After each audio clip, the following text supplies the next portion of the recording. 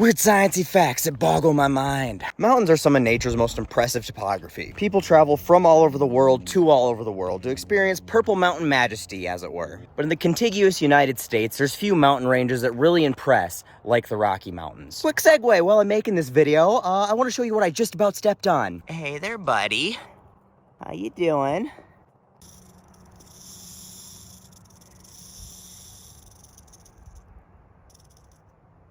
Was going that way, but I think I'm gonna go back this way. All right, getting my heart rate back under control after a little run-in with a rattlesnake. The Rocky Mountains were formed about 75 million years ago. And while that seems like a long time ago, they were just babies compared to their much smaller big brother, the Appalachians. The mountain ranges out east were formed about 300 to 500 million years ago. And at one time, they would have rivaled the Rocky Mountains in their prowess. And while John Denver may be right that life there is older than the trees, he's not right about the mountains growing like the breeze. Hundreds of millions of years of erosion have worn the mountains out on the eastern seaboard down to a core of what they once were. But the Rockies, being the young whippersnappers that they are still in their prime. However, that's not the strangest thing about this mountain range. See, most mountains are formed by tectonic plates just smashing into each other. And the mountains are the crumple zone. The tectonic plates push up and make big protruding mountain ranges, which means that most mountain ranges are formed along fault lines. However, there is no fault line here in this part of the continent. And for quite some time, geologists and scientists could not figure out how these mountains were made, because these are some really big mountains to have in a place where there shouldn't be mountains. But they have since figured out that a hard oceanic plate off the coast of California managed to slide its way like a razor just under the surface of the mainland continental plate, never pushing anything up, just sliding underneath the surface until it got to the middle of the country and hit harder ground. Okay, cool, so that makes sense. It hit the plate and that's where the mountains got made, right?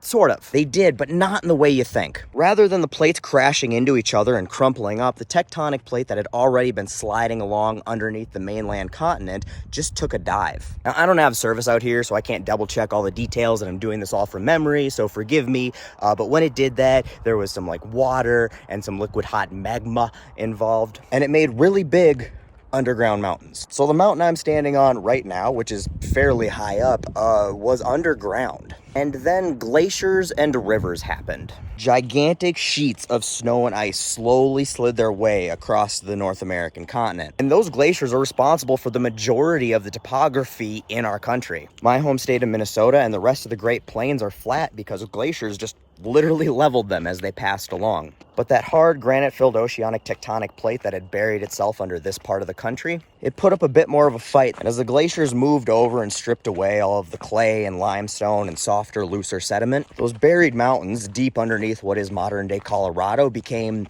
not so buried, and turned what was likely a much more boring landscape into the magnificent mountains you see today. But even with the mystery solved of how mountains grew in a place where there's no fault line to grow mountains, this particular topography continued to tease geologists and scientists alike, because big mountains weigh a lot. And that means they need pretty sturdy footing to sit on so they don't fall over or sink into the ground. And this particular region should not have footing strong enough to support mountains anywhere near as large as the Rockies, especially since they weren't formed like traditional mountains between the crumpling of crust crashing together. It doesn't make sense that the bedrock would have the footing to support a mountain of a mountain. However, I guess geologists believe that oceanic tectonic plate that had slid underneath the continent pushed down far enough to create a mountain root, I think is what they call it, that does support them by magic or something. Once again, absolutely no cell service out here, so I can't do any of my normal fact-checking in between takes to give you the